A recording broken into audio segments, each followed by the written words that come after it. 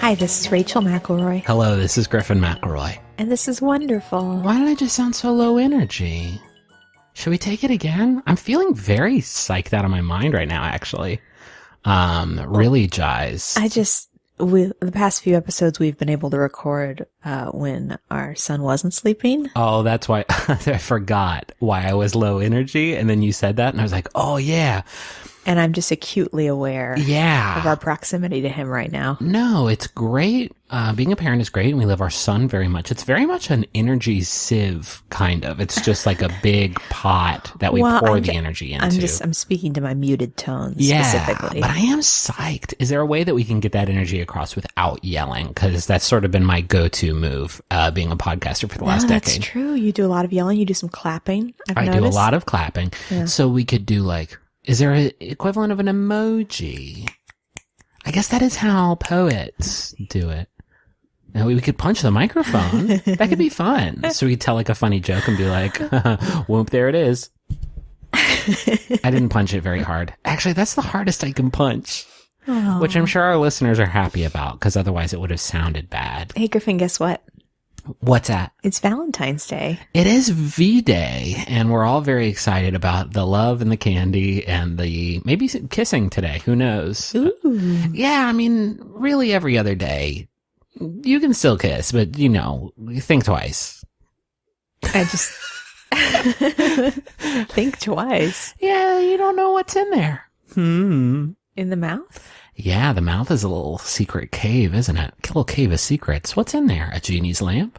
Maybe. I don't want to kiss that. Get that weird metal taste in my mouth. Who knows where that's been? Before we started recording, I told Griffin, hey, let's tighten up the intro a little bit. This is like a minute and a half. This is good. Anyway, what's our first thing? You like that? Now, how tight is that? Tight as my sealed lips full of who knows what? Jelly beans, maybe. Should I start with my sweet thing or my regular thing? So we have weirdly almost a themed episode for you all, except it's like a box of nerds with 2 flavors in it. Because yes. I think we're going to let's start with our Olympics things. Okay. My Olympics thing is the tiger mascot of this year's Olympic, Sue Horang. Sue Horang. This is specific. Obviously, this is a specific to Pyeongchang mascot, right? They change this out every year. Yeah. And the thing that's unique, especially unique this year, I don't know if you've noticed in the award ceremony, but they're not giving out flowers. This sucks. The tiger is amazing, but the fact that there's actually now a huge delay between the medal ceremony and the event's that's not conclusion. Even what I'm talking about. Right. I didn't mean to say that it sucks. Sue Horang is beautiful and golden and pure. Yes. I just wish they would give them the medals right then. But the tiger is great, and I love the tiger. Here's what I'll tell you that's neat about the tiger. It's full of gold medals. So usually they give out flowers. Right. This year, in order to reduce their environmental footprint, they're giving out little tiger guys. Well, what's the tiger guys made out of? Good. Old flowers. Good question, Andy Rooney. So the reason I like it, you may want to look this up. I discovered it because there's footage of this mascot that has a very large head. I'm watching it right now, independent of you telling me about it. The mascot has a very large tiger head, and there's great footage online of it getting stuck in the door and the tiger assistant having to push it through the door. The tiger assistant, which is the most amazing job. Yeah, I was actually in the 2018 Winter Olympics. Oh, what did you do? Well, I pushed a tiger's big head. You need to understand, you are speaking my language. This is absolutely my jam. Any footage of mascots having, I will call it benign, non-dangerous trouble is my shit. There is some sort of event that either Nintendo or the Pokemon Company puts on at a theme park or something like that, where they have a bunch of dancing Pikachu come out to music, and there's this incredible video of one of the Pikachu close to the front of the cluster falling over, which is not good, but they immediately start to get back up, but immediately 2 men rush on stage who work for the company, and they scoop up Pikachu by the armpits and just race it off stage while the other Pikachu just keep on dancing. It's so wonderful. Good. This video is fucking incredible. This tiger just can't get it together. So just to tell you a little bit about the tiger, because I don't want to make light of Sue Horang, even though that is a very funny video. It's a very good. It's not just funny. It's pure. So Suho in Korean means protection, and Rang which according to the official Olympics website has a double meaning. So rang comes from the middle letter of horangi, which is the Korean word for tiger, and also the last letter of a traditional folk song of the Gangwon province where the games are being held. That's a very good. They really split the uprights with this name. It sounds like. By the way, sorry, probably for butchering the pronunciation. I know, I'm sorry. The tiger is still seen as a symbol of economic strength, representing the urban and aggressively successful modern South Korean economy, as Asian society has put it. Suharang is a very good little tiger. He's a good tiger. Can you remember any of the other mascots? Oh, geez. There was Sochi had a bear, I think. Mm-hmm. And then there was the year where it was the ski pole. Yeah. Wait, is that real? Called Poli. Now, hold on. And weirdly, that was for the Summer Olympics. Yeah. It was like a promotional effort to get you psyched for the next Winter Olympics. And then the Summer Olympics, there was the year they just had Wilson from Castaway. Yeah. And it had actually come out 8 years prior, but you know how the Olympics work. Like they plan these things out so far in advance that, Castaway featuring Tom Hanks was still at the tip of everyone's mouth. Yeah. And then there was the year, too, where it was, Glovey. I think we're actually getting a little close to one that actually might have existed. Can I look at a list of Olympic mascots real quick? Just please, to see if there's any really good ones. I am trying to come up with them and it is just not funny. Yeah.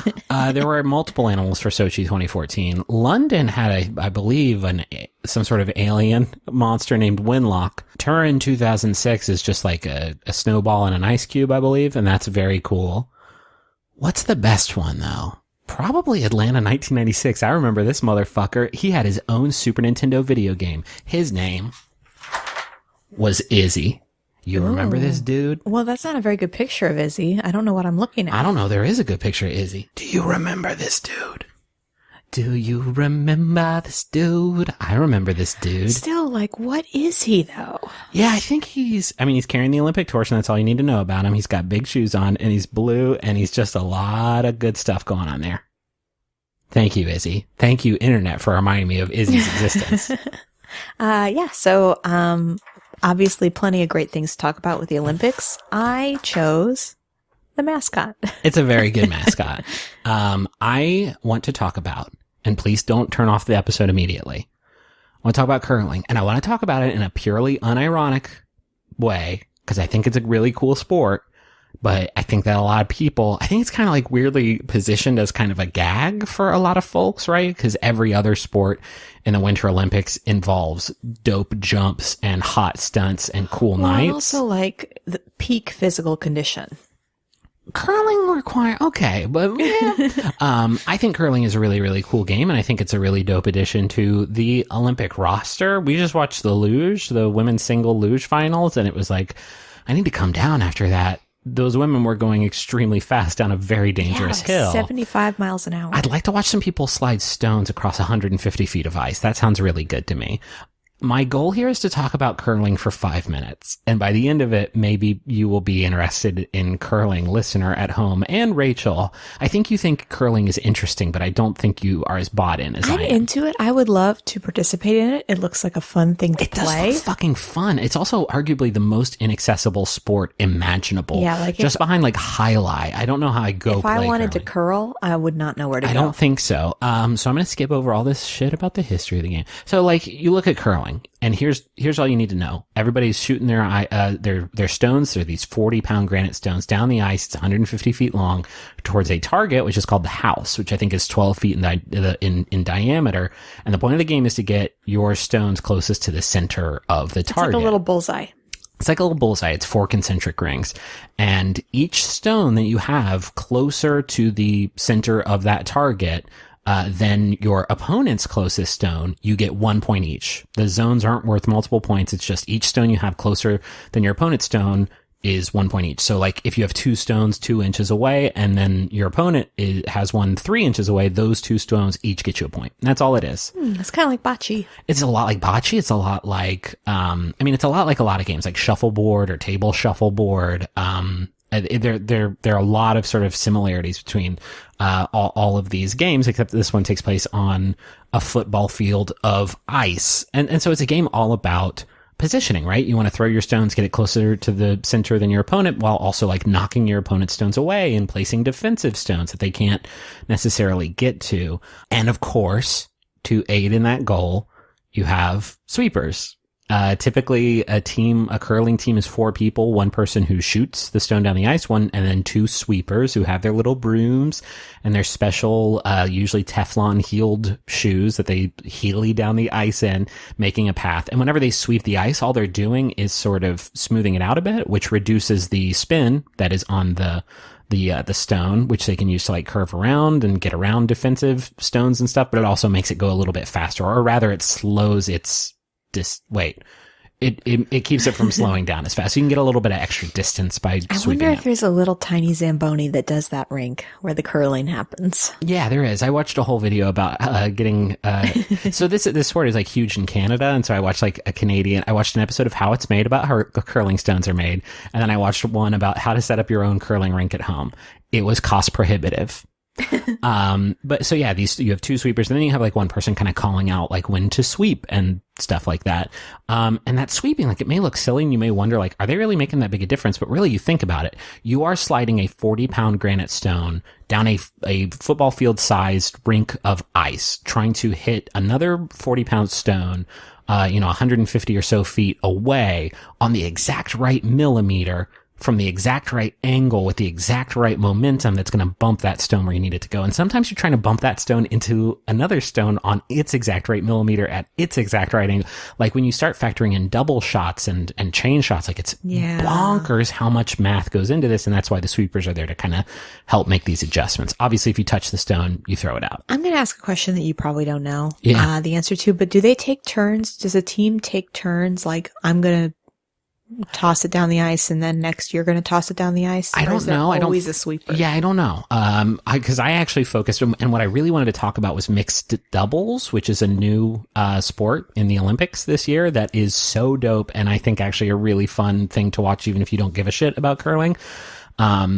So I don't know about that, but the teams do take turns shooting first, and whoever scored last shoots first. And that is designed to give the player who didn't score, the team that didn't score last, the last shot. And they call that the hammer, because you think about it, like you spend however many throws getting the field set up, and then really that last stone is the one that can decide it all. Because you get one good throw, you can change the whole field and get your stone closer to the center. It doesn't matter if your opponent has like all of their stones on the ice. You get yours in there in the middle, and they don't get anything, and you get the point. There's a lot of like other mechanics and stuff like that I won't necessarily go into. What I do want to talk about is mixed doubles curling. It's going on right now. I'm talking about, I've watched a couple games now of the Hamilton siblings. There's a brother and sister in this mixed doubles event for the USA, and they're doing pretty dope. I'm not all caught up, so please don't spoil it if you know whether or not they lost. Say what it is, though. Here's how it works. Instead of a team of 4, it's just a team of 2. And instead of having these specialized roles, you have to do everything. So if you are the shooter, you will have to then immediately stand up, grab a fucking broom, and get to work.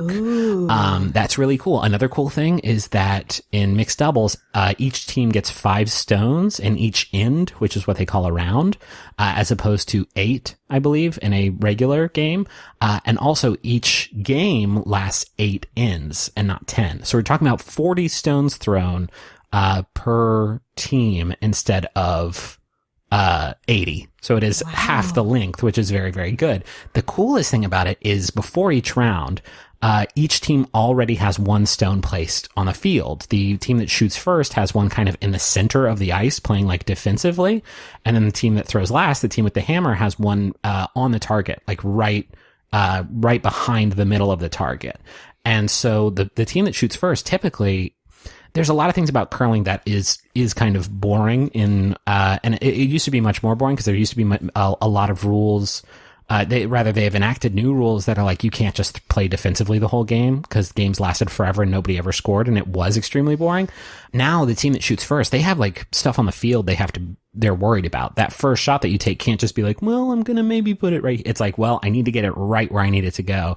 Each team also has a power play, 1 per game, where they can move the stones kind of to the side. Oh, interesting. And this is all stuff exclusive to this new mode. And so basically What was the defense thing I saw? Remember we were watching and it seemed like the other team could like, once it passed a certain point, they could. Yeah, once it passes, I believe what's called the T line, in the house at the end where the target is, you can then your opponents can sweep to try to make your stones go a little bit further. Yeah, I thought that was cool. But yeah, it's cool. Like there's a lot of really cool stuff. But anyway, all this to say, like, I think it's just a really interesting game. It's not often called this, but it has been called like the chess on ice because I think there's actually a lot that goes on.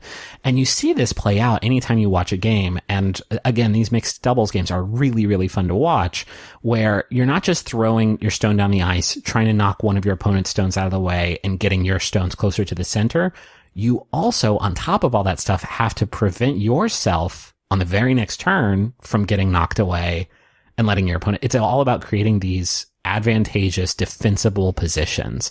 And that is so interesting to me because then there are things that factor in. There's a term called freezing where you try to throw your stone and have it land literally a eyelash away from another stone. And if you do that, you think about it like physics wise, stone hits that stone, it's just going to transfer all that kinetic energy into the stone it's up against and it won't move. So you do that, you freeze it and it doesn't move when you hit it. There's like so much to this game that is like really, really cool. And it takes you just one game to like learn how it all works. And then it's like weirdly an Olympic sport that does move in slow motion, but it doesn't reduce like the tension of it at all. I just think it's really cool. And I think it's exciting too at times, like watching somebody on their very last hammer, like knock 4 of their opponent's stones away and like save the round and save the game. Like it's really, really exciting. That's curling. Go watch it. Yeah. I don't know. It might be over at this point. I don't know. Hey, can I steal you right away? Oh, I came up with a stinger this week. You want to hear it? Please. This is the transition they use in home improvement when they're changing. Yes? I loved. Are you? We've been married for a while. Yeah. Are you open to criticism? Because I have none. It was perfect. Oh, jeez, Griff. It was really good. Okay, our first sponsor this week is Daily Harvest. Mmm. Wouldn't it be great if you could have nutritious, Instagram-worthy meals every day without having to hit the farmer's market and chop up a million fruits and veggies? Christ, yes. Now you can get superfoods delivered to your door with Daily Harvest. Like what? Like a potato? No, these are like smoothies and they have like overnight oatmeals and they have like parfaits. When you said superfoods, I thought you were talking about like my precious potatoes. But these fruits also sound really, really good. I don't mean just generally think are super. Yeah, I look at a potato and I think, huh. Here's the thing that's great about Daily Harvest. I thought we were still talking about potatoes, but you're right. Potatoes didn't pay for this. Daily Harvest did. It's all in the little cup, the little to-go cup already. It's a nice little cup. So you dump that little cup into the blender with like some almond milk or you know, whatever it is you want to use. And then you pour it right back in that cup. Yeah. You're ready to go. And there's not a maze on the cup that you can like fill in and play around with, even though I've written them like 100 emails at this point. Like, put mazes in the cup. Why aren't you putting mazes on the cup? Why are there no mazes? Still no mazes. Still no mazes. I feel like everybody buys like those big bags of frozen fruit and then you make like one smoothie and then you throw the whole bag away like 6 months later. Yeah, it's not. This kind of cuts good. out that process. It does, even though there's no mazes. But maybe you could draw your own maze, or maybe they'll listen to me for once. So go to daily-harvest.com and enter promo code WONDERFUL to get 3 items free in your first box. That's promo code WONDERFUL for 3 free Daily Harvest cups at daily-harvest.com. We have actually had their smoothies and soups before, and they're really, really good. We had like a green curry spinach soup dealie that was really heckin' tasty. Heckin'? Teens say it. I was trying it out. Teens say it online, and I tried it out, and I'll literally never say it again for the rest of my life. So that's daily-harvest.com. It's heckin' sweet. Yeah, it sucks to come out of there. Yeah. I don't like it at all. Our next sponsor is Ring. Millions of homeowners are protecting their homes with the Ring doorbell, but home security doesn't end there. Introducing the Ring Floodlight Cam. The Floodlight Cam is a motion-activated camera and floodlight that connects right to the Ring app. So just like the original Ring doorbell, you can see and speak to visitors, even set off an alarm right from your home phone. Right from your phone. What just happened there? I don't know. We're doing really good at these commercials, I feel like. No, they're really neat and they work really well. I love the phone piece. The fact that like we can hide in the back of our house and look at our phone. Yeah, when you have a lot of anxiety, like it can be very helpful for you. I know that Justin uses his in all manner of peculiar ways. Whenever we're out on tour and he gets the little alert because the FedEx delivery person has dropped off a package, he will always get in the app as quick as he can and just say, thank you. Isn't that nice? Oh, that is nice. Anyway, yeah, it's neat. Thank you, Ring. So save up to $150 off a Ring of Security kit when you go to ring.com/wonderful. That's ring.com/wonderful. Stop intruders in their tracks. Gotcha. With the Ring Floodlight Cam and Ring doorbell, you're always home. Before that, I was using a little scary animatronic like jack-o'-lantern that you might see at like a Target as you walk down the aisles at Halloween. Yeah, but and then intruders it was just... would come in and it'd be like, ah!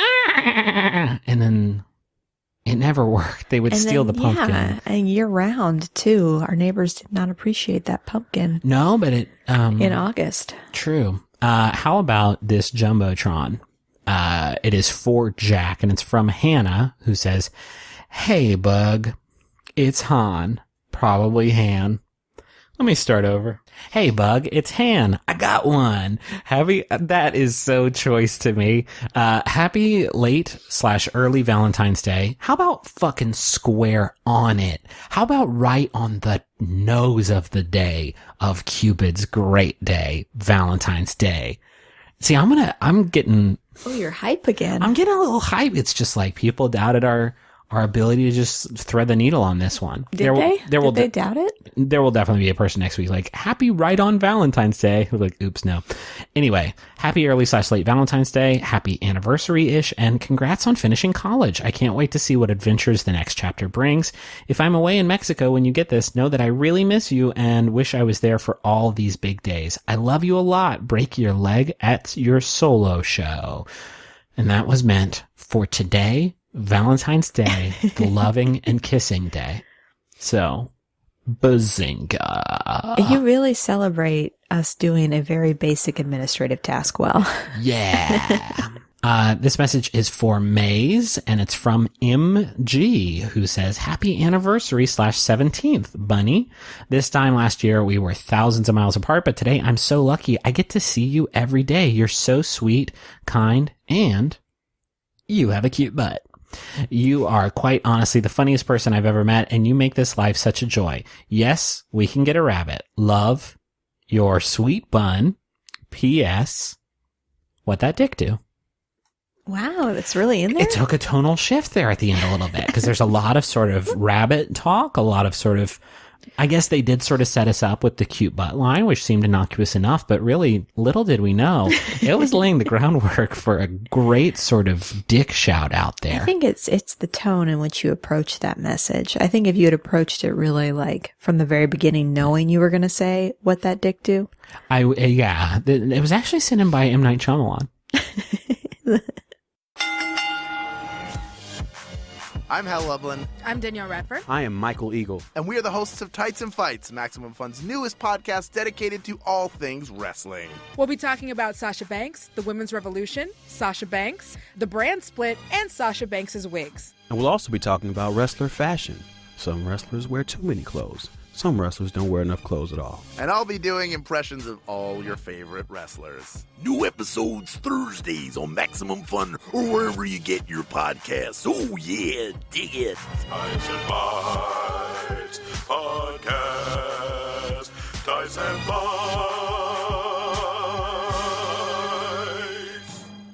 Can you tell me your second thing? Yeah. Okay. So this is good. The part of the show where I'm going to get uncomfortable. This is the Valentine's part.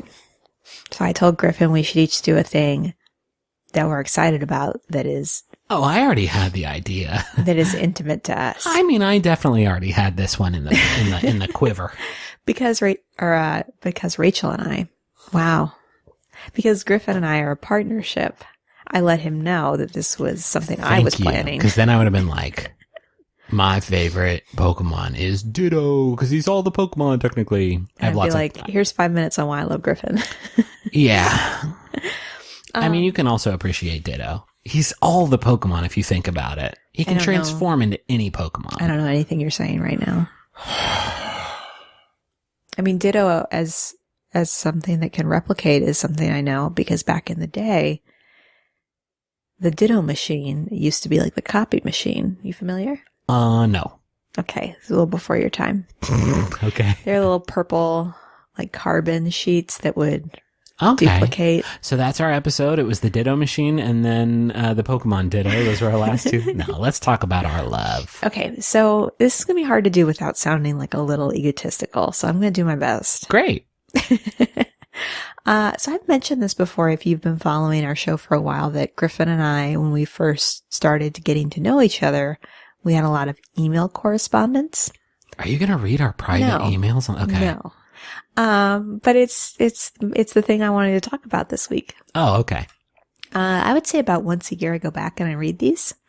And I do that because, I would say about a month into our emails, we started to really kind of ask each other Yeah, we went hard. probing questions. I think maybe we should set it up a little bit in case, because I don't know actually how much we've talked about this, but Rachel and I met when I was in town for South by Southwest when I was living in Chicago with kind of plans that I might move down here. And then we met and I was like, I should move down here. And then we started just emailing each other because we kind of hit it off, and then continued to email for the next, 4 months until I moved down here. And we basically just started dating immediately. So yeah, we emailed, we started at the end of March, and continued all the way up until July when Griffin moved here. And the first half dozen emails were just quizzes from Cosmo and 17 magazine. I took your lead on that one because you mentioned oh, I'm into quizzes. And I was like, I don't think that's what I said. you said I'm a real quiz head. I'm pretty sure.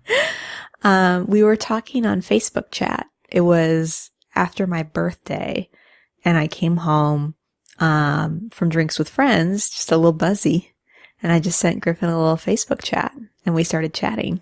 It can happen, folks. It's a dream. With a one right poke, and you could have a podcast with your significant other one day. Well, this is what I noticed. So at a certain point, mainly me, transitioned our emails into more probing questions. So the Yes. first question I asked was, what are your 5 fantasy guests at a dinner party, Oh boy. living or dead? How many of these have been proven to be sort of problematic scoundrels in the last couple of years, I wonder? Oh man, I don't remember all of them, but I think most of them are still pretty good. Okay. I think you, Bo Bice was on the list. Bo Bice was not on the list. And I'm sorry for referencing Bo Bice again. and so what I realized is what we were doing was we were kind of doing our podcast. Because a lot of the stuff we asked each other, I asked you, name one book, one movie, one song, and one person and one place that shaped who you are today. That's literally our podcast. Yeah. And then I think asked, I can. What were they? The questions? Probably. one I think book, I was definitely reading Heartbreaking Work of Staggering Yeah. Genius at the time. That was one movie, Groundhog Day. Castaway. Okay. One song, Glory from Rent. one person, Bo Bice, Bo Bice. and one place. Bo Bice's house. My favorite hang spot. No, we don't need to get into all the private deets. Give us something on. Let us keep something. I wanted to read out some of these questions because I think they're really good when you're getting to know somebody. Yeah. So list out 5 different careers you considered when you were growing up. Name 3 Did I drop on you that I was thinking of becoming a youth minister back then? Yes, you did. Whoa, that's a heavy one to sort of. Yeah. I was a man of the cloth until I wasn't. And then here's a kind of a cute little turn here. So I said name 3 to 5 character traits that really annoy you. Uh-oh. And then you wrote me an email that was just here are all the things I hate. And then because you're Griffin McElroy, you turned it back on me and said, name 3 to 5 character traits in people that really delight you. he was like, that was kind of a bummer to write. So I was like, oh, this guy's so positive. He's just so positive all the time. Okay, here's one that I really put some time into. Okay. Pick the songs that you would choose for the following 5 situations. 1, you're super angry and going on an angry walk to feel angry. I gotta know what I put for that one because it's gotta be bad. I think it was actually LCD Sound System. Oh, okay. It was just like a jam. You're getting ready to go to a party that promises free Jell-O shots and dancing, and you want to get hype. I definitely said shots. Just it was 2000. No, Griffin, you didn't.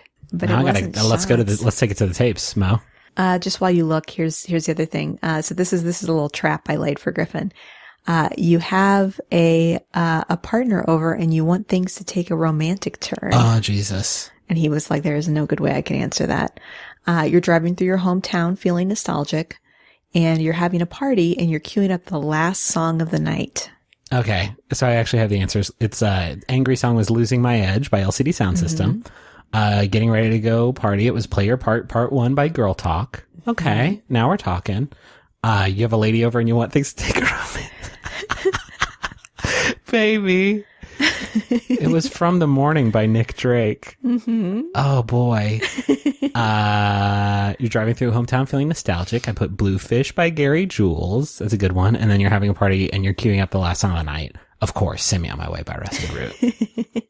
Those are really good questions. That's a good question. Griffin responded with his own 5 songs. You're driving with the windows down. You're about to give a big presentation at work. You need to get psyched. You put Bossy by Khalees. Oh my God, that song's so fun. Yeah. Something rad just happened and you're doing a brief celebration dance. You're feeling homesick. And One Headlight by the Wallflowers. Okay, so here's the thing with One Headlight. When I was a teen, I had the earliest curfew of any of my friends. And so often I would be leaving my friend's house before anybody else, and I would have the radio on my drive home, thinking about all the things I was missing. Oh boy. So One Headlight was a good one. And then you're kicking off or returning home from a long road trip. Yeah, so those These are were some so of good. them. Like, I feel like I think you return to these a little bit more frequently than I do, although I've reread this whole thread many times.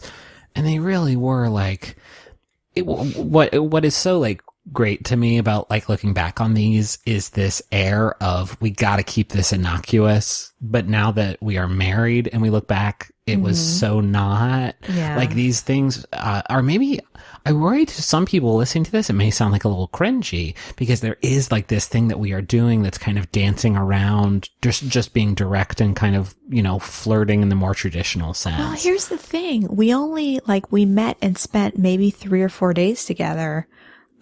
So it felt inappropriate to act as if we had some kind of romance brewing. And, well, I mean, not that that's the case for everybody, but for us, that was the case. Yeah, like we were always in a group of friends. We didn't have many conversations like one-on-one. Yeah. So it just kind of felt like, well, I really genuinely want to know more about this person. I can't confidently say that, you know, we're supposed to be together at this point. But then I found out that your favorite song was One Headlight by the Wallflowers. And I was like, favorite song. it says right here, it's my favorite song of all time. I listen to it every moment of every day. And, I have a big Wallflowers fat head hanging on every room of my house. Well, Griffin, nothing lasts forever. I really recommend, I know that most relationships now don't lend themselves to correspondence like this. But it was a really great way to get to know Griffin and get excited about him before he moved here. And it kind of, I don't know, it propelled us forward so that when he moved here, I already knew like kind of who he was. And we were able to just kind of be excited about each other. Not necessarily what my favorite songs were, but like, I think in reading the things that you wrote to me, I learned a lot more important shit about you than like what your favorite like food is. Griffin was always very sincere and very funny, and I think really tried to, I don't know, keep his correspondence with me like interesting. And so I knew when I met him, like there weren't as many pitfalls because I kind of felt like I knew how his brain worked a little bit. Yeah. I was uncomfortable about the idea of reading these at first, or not reading these, but, you know, talking about them. I know. Because they were extremely vulnerable. Yeah. But it was nice to hear you talk about. My favorite thing is traveling with Rachel. So like, this is, again, like this this is again very personal, but like I'm generally a pretty anxious person, sometimes to like a like paralytic degree where I just don't want to mess with it a lot of the time. It's so weird to me when you say that. And I realize that about you now, but that is not the impression I got from you. When I met you, I wasn't trying to impress you with all the cool music that I liked. And I'm also like, I have never been, up to a certain point, like particularly adventurous, right? That said, since I met Rachel, like one of my biggest interests, one of my like biggest, calling it a passion sounds like so shitty. Like middle-age revelation. Oh, my passion is traveling. But like, I really, really do love traveling. It's something that I think about and like want to do, all the time, which I think deserves like no small amount of praise for Rachel, because it used to be something that I actively like did not want to do, was kind of scared of doing. So like, a little bit of history. Rachel and I have been lucky enough to take some pretty cool trips. We've gone to Mexico together a couple times. We went to Japan on our honeymoon, which was the best 2 weeks of my life, not even close.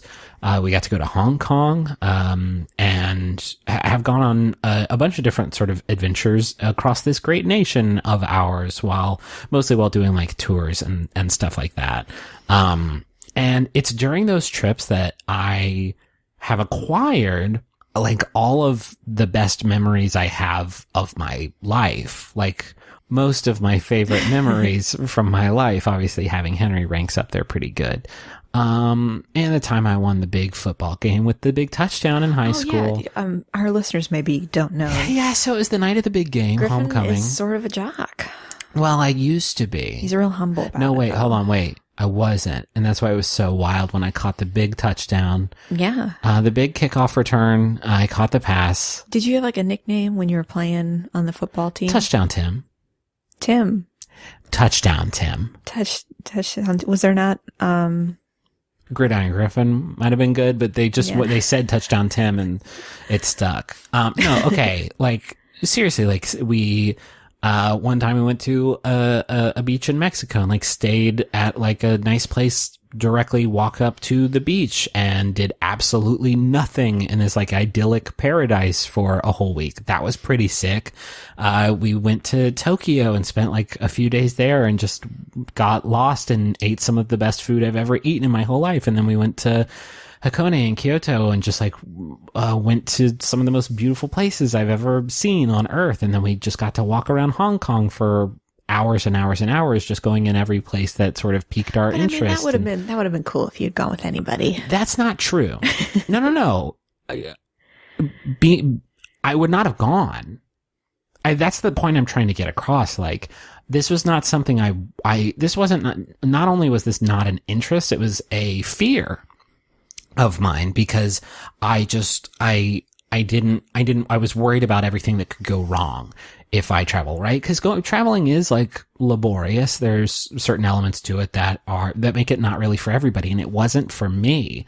And being with you has made me a more adventurous person in general. And in like preparing for this, like I couldn't really put my finger on why that is, but I think it's that like you kind of made me realize how like good things in the world can be, and that sort of appetite to find those things kind of took shape, and it made me kind of actively want to get out there and find them. And it fortunately, like, you are also very into traveling, because I think there's a lot of people out there who wouldn't sort of be into that. And for a few years there, we kind of like fostered that in each other. I think that's so interesting to me, because when I think about who is the person with the greater appetite for like new experiences, it's you. Like in my head, that's who you are. So it's interesting to me to hear you say that I've motivated that in you, because I feel like my personality tends to be more cautious. But you didn't know me before you knew me. That's true. I'm being 100% serious. Yeah. I lived with Travis for a year in Batavia, Ohio. And I made some good friends in Cincinnati, essentially, and had a good time. But I also didn't leave the house for a week at a time. I didn't do anything. Okay, yeah, that doesn't work for me. Yeah, I think back on that year and I can't really, and I hope that you listening at home do not take this to mean that like I judge that year of my life, or I judge people who are not adventurous, or because of whatever they have, going on, can't be. That is not what I'm saying. I am just saying that like this was like a facet of my personality that changed and then became a very important facet of my personality. And that only existed because like we met. And the best thing about it is that like, it's not that I've just gotten to have all these cool experiences. It's that we've got to have them like together, and that like my favorite memories from my time on this earth are like ours. And I think that is bigger than like just traveling, whatever it is. Like that is such, I think, an important part of a relationship. And knowing that like one day we will get to travel with Henry and make those memories with all three of us is so like, that's it, right? Like that's what the hope is for family, I think. And like, I'm just really excited that we already got to have that sort of experience together and know like how cool it's going to be when we get Henry up in it. See, I thought this was going to take a different turn. I thought you were going to be like, you're a good travel buddy because you don't take a super long time to get ready. No. Would that have been romantic? No, but it would also, I mean, it would be a nice thing. It is true. You get ready very, very, very quickly. It's pretty sick. But like, that's not, that ain't me. Yeah. No, I think I appreciate you saying that. Right before Griffin and I started dating, I went to Paris to visit my friend. And I remember emailing Griffin. We were exchanging emails about that and saying like, hey, I'm going to fly to Paris to see this friend I haven't seen in 4 years and stay with her for a week. It probably made me sound like super adventurous, but that was the first time I'd ever done that, like flown somewhere solo. And first time I'd ever been to France. And before I met Griffin, literally I had just been to Canada, and Canada's great. No judgment. France and Italy. That's still a lot. I had never left the country when I met you. Yeah. Anyway, that's my thing. Yeah. No, that's, I also very much like traveling with you because you're like super fun to travel with. You're like maybe the most excitable person I know, which is a wonderful thing when you're doing something new. Thank you.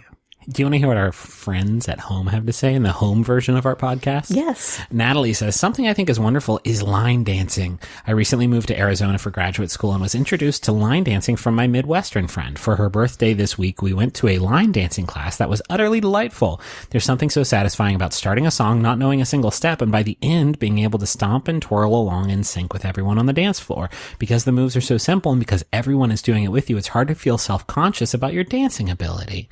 I have never done that, and I would like to. Let's do it. Well, we did it at our friend's wedding. Yeah, and it was not a good experience for me. It was bad for me also. It was Copperhead Road, which I think is a more advanced. Well, we kind of self-taught, and that was the problem for me. Yes. Also, I had a fever, and so my step, it was not so good. Well, and then Griffin turned around and realized that everybody was following him. It was the worst moment of my life. Hope says, I just wanted to share a wonderful phenomenon at my high school. In a Facebook group containing every girl in the junior and senior classes, more and more often girls are posting pictures of themselves in their prom dresses, announcing that they've found the one. What started as a petty thing to make sure that people weren't buying the same dresses has turned into a love fest between the girls, with each post having hundreds of commenters complimenting their beautiful classmate, which I think is a wonderful display of positivity between classmates in the common search for the perfect gown. That's so ideal. It's so ideal. This is kind of the thing. Where's that Netflix show? Not the one about like teens being awful to each other. Yeah, people always talk about how social media is the worst thing to ever happen to teens. And it is. And yeah, and it largely it is, but this is actually nice. This is nice. We found the one example. And finally, Emily says, I'd like to submit electric heating pads and blankets. This is almost like a legal brief, and I'm very into it. I submit for the pleasure of the court. I think that's legal speak. Heating pads and blankets, anything that can bring my room from zero to cozy in under a minute is wonderful in my book, and I'm very grateful to live in a time where this technology is readily available. That latter part cracks me up, because it's such a great thing to be grateful for. There are, like telekinetic robots that Elon Musk is shitting out. And also heating pads, I think, have been around for like maybe 30, 40 years. But we can still be grateful for them is what me and Emily are saying. Yeah. it's good to look at a heating pad and say, I'm so glad that you exist. Little heating pad. Big dog update. Did you see the video of the big dog that has the handle on it so it can open it can open doors? Oh, This wow. like arm That's terrifying. sticks out of its mouth and it grabs a door handle and pulls it open so another big dog can run through the door. That's terrifying. It's good though, because where are they going? Big dog. You don't fall over still. That whole video, neither of these big digs. Big digs? Thanks for listening to Wonderful. Thanks to Bowen and Augustus for these for our theme song, Money Won't Pay. Forgot which podcast I was doing there for a second. Money Won't Pay. You can find a link to that in the episode description. And, Maximum Fun. Maximum Fun has so many new good shows. Like what? Prove it. Inside Pop is a good one. Oh, yeah. Minority Corner is a good one. Oh, yeah. Gosh, what else? Who Shot You is a good one. Oh, yeah. And those are all pretty new, and there are many, many more. Check them out at MaximumFun.org. All right. Anything else? Happy Valentine's Day. Even if it's a rough one for you, us maybe talking about our love for 20 minutes probably didn't help. Yeah, you know what I used to do in the, approximate 3 decades, where I didn't have this love? What's that? Celebrate my friends on Yeah, Valentine's Day. That's really cool. Your friends and family, Yeah, just celebrate love for whatever you love. Any love in your life. Got a good pet? Got a good pet. Give it extra pets today. Yeah. Give it a snug. Give it a treat.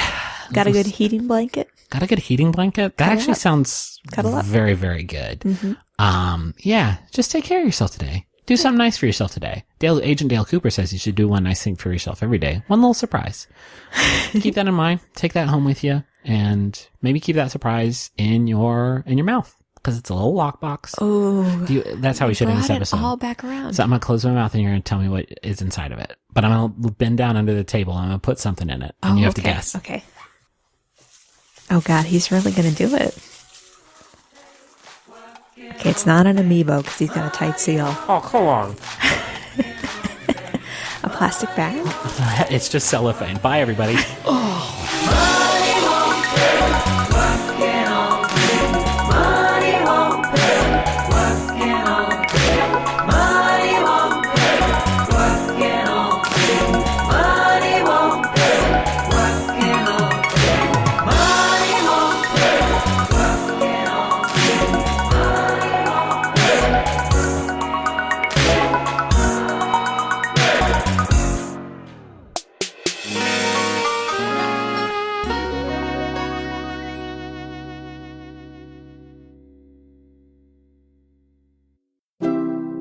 MaximumFun.org. Comedy and culture. Artist owned. Listener supported. Following the news is hard and it sucks. How do you know which stories are important? Which sources do you trust in this post-truth world of reactionary journalism? I'm Brett Black. And I'm Travis McElroy. And we host a podcast called Trends Like These. We cover trending news stories. We debunk misleading clickbait headlines. And we always try to throw in a little bit of good news. In our quest for truth! So join us every week on MaximumFun.org or wherever podcasts are found.